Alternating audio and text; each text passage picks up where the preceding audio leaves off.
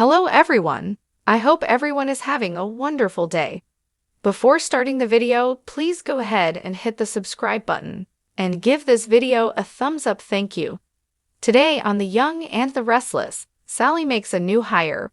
Audra spots Nate with Victoria, and Mariah pushes down guilt. At Society, Sally tells Audra that Billy's headed for a big fall, and there's nothing she can do about it. She has to focus on Abbott communications. Audra relishes in Victor's downfall. Sally assures Audra that Abbott communications will be fine.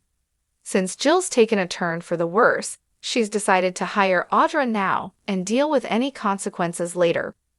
Victoria arrives at Crimson Lights, where Nate asks her to join him. Reluctantly, she sits and tells him, "It's gone, Nate. It's all gone."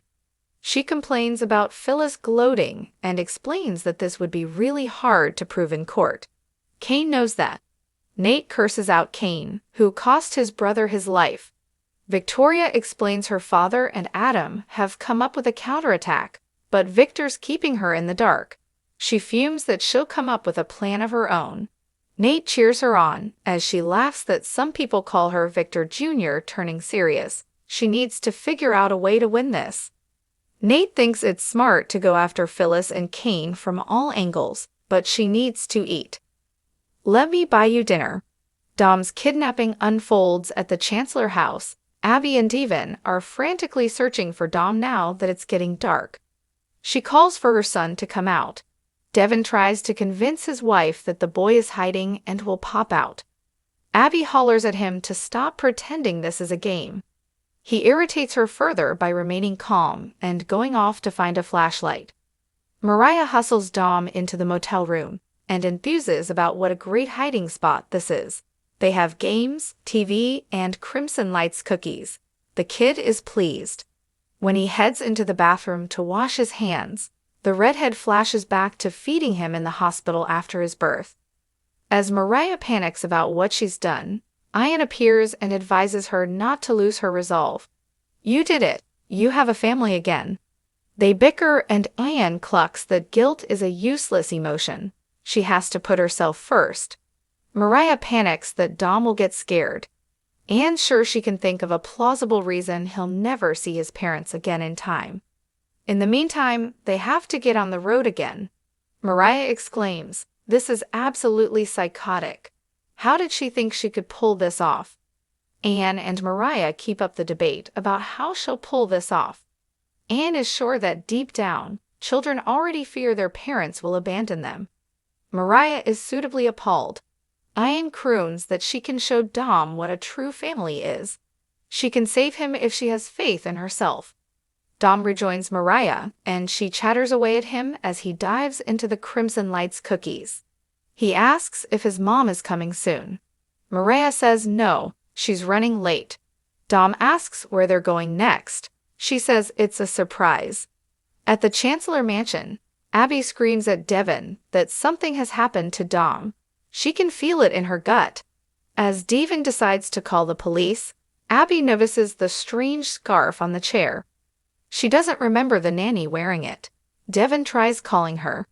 Abby goes weak at the knees when Devin reveals the scarf doesn't belong to the nanny. Abby breaks down in his arms. Dom was kidnapped. In the motel room, Dom offers Mariah a cookie and asks how long the game of hide and seek is going to go on. Mariah promises she'll take him to a special place. He asks how Mommy and Daddy will find them. She assures the kid he'll love how this game ends.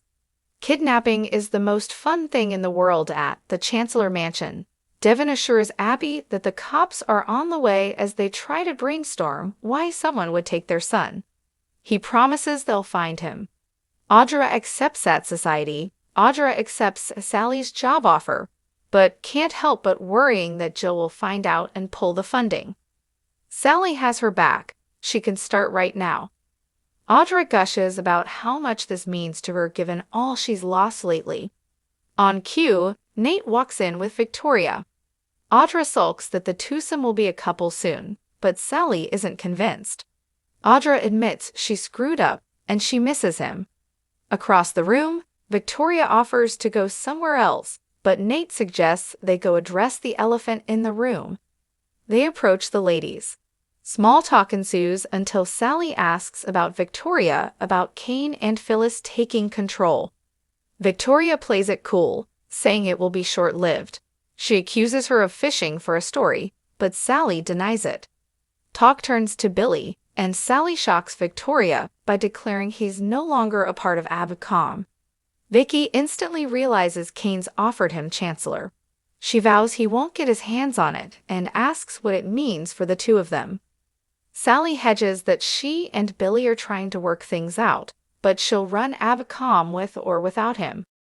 Interested to see if she can pull that off. With that snarky comment, Victoria trots off to get a table. Audra tells Nate about her visit with Amy. He allows that he's glad she got to see her and joins his dinner date. At their table, Victoria's not surprised about Billy and Chancellor, but tells Nate he's in for a rude surprise. They're getting it back. They're getting everything back. The final scenes as Sally tells Audra she wouldn't want to be on the other end of Victoria's fire right now. Victoria tells Nate she won't rest until her mother is back in charge of Chancellor. Nate's money is on her. Swerving, he wants to talk about anything else, so as to get that smile back on her beautiful face. At the Chancellor mansion, a cop is taking Abby and Devon's information. Abby hopes that Chance will watch over Dom and keep him safe. Devon tries to reassure her as she breaks down in his arms. In the motel room, Maria plays hide and seek with Dom, who is giggling underneath a blanket.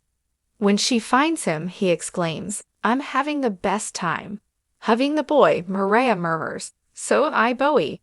"So am I?" Next on The Young and the Restless, Adam has a change of heart.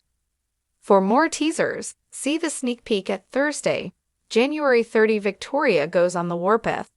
Abby breaks down over Dom's kidnapping. The city had been holding its breath for weeks, bracing itself against a storm that everyone could sense, but no one could quite see. When Dom vanished, that storm finally broke. It didn't arrive with sirens or press conferences or neatly packaged answers. It arrived in the quiet moments, the unanswered calls, the sudden silences, the sickening realization that something was deeply, irrevocably wrong. For Abby, the world tilted off its axis. For Victoria, it ignited a fire that would not be contained. Dom's kidnapping didn't just rattle a family.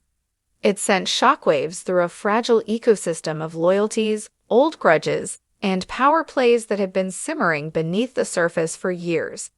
Everyone knew that Dom had enemies. Everyone also knew that his disappearance wasn't random. It was deliberate, calculated, and meant to send a message. The problem was that no one could agree on what that message was, or who it was meant for. Abby felt the loss first in her body before her mind could catch up. Sleep abandoned her. Food became an afterthought. Every room seemed louder and emptier at the same time, filled with echoes of routines that no longer made sense. She replayed her last interactions with Dom endlessly, dissecting each moment for clues she might have missed. Guilt wrapped itself around her grief, tightening with every passing hour. The more time went by without answers, the more she unraveled Victoria, by contrast, sharpened. Where Abby fractured, Victoria focused. She had lived long enough in the shadows of dangerous men and broken promises to recognize the pattern unfolding. Kidnappings were rarely about the victim alone. They were about leverage, control, fear, and Victoria refused to let fear dictate the terms. The two women moved through their pain differently, but they were bound by the same core truth: Dom mattered, and whoever had taken him had crossed a line that could not be uncrossed. As the investigation stalled, frustration spread like a virus. Official channels offered platitudes instead of progress. Leads fizzled out. Tips contradicted each other. Abby clung desperately to every scrap of information, no matter how thin, while Victoria grew increasingly convinced that waiting was a luxury they could not afford. Time, she believed, was the enemy. Victoria began quietly retracing Dom's steps, not just in the days before he vanished, but in the years leading up to it. She revisited old disputes that had never been fully resolved and alliances that had ended on uneasy terms. Names resurfaced, some long forgotten, others deliberately avoided. Each one added another piece to a puzzle that painted a far darker picture than anyone wanted to acknowledge. Her warpath wasn't loud. It didn't announce itself with threats or violence, at least not at first. It was methodical, relentless. Doors were knocked on. Favors were called in. Warnings were issued without being spoken aloud. Victoria had a reputation, and she leaned into it, letting others fill in the blanks with their own fears. People started talking, not because they wanted to help, but because they wanted her attention off them. Abby watched all of this from the periphery, torn between admiration and terror. Part of her was grateful that someone was doing something, anything to bring Dom home. Another part recoiled at the intensity of Victoria's approach. Abby was still holding on to hope, the kind that believed Dom was alive, scared perhaps, but waiting to be found. Victoria's behavior suggested she was preparing for worse.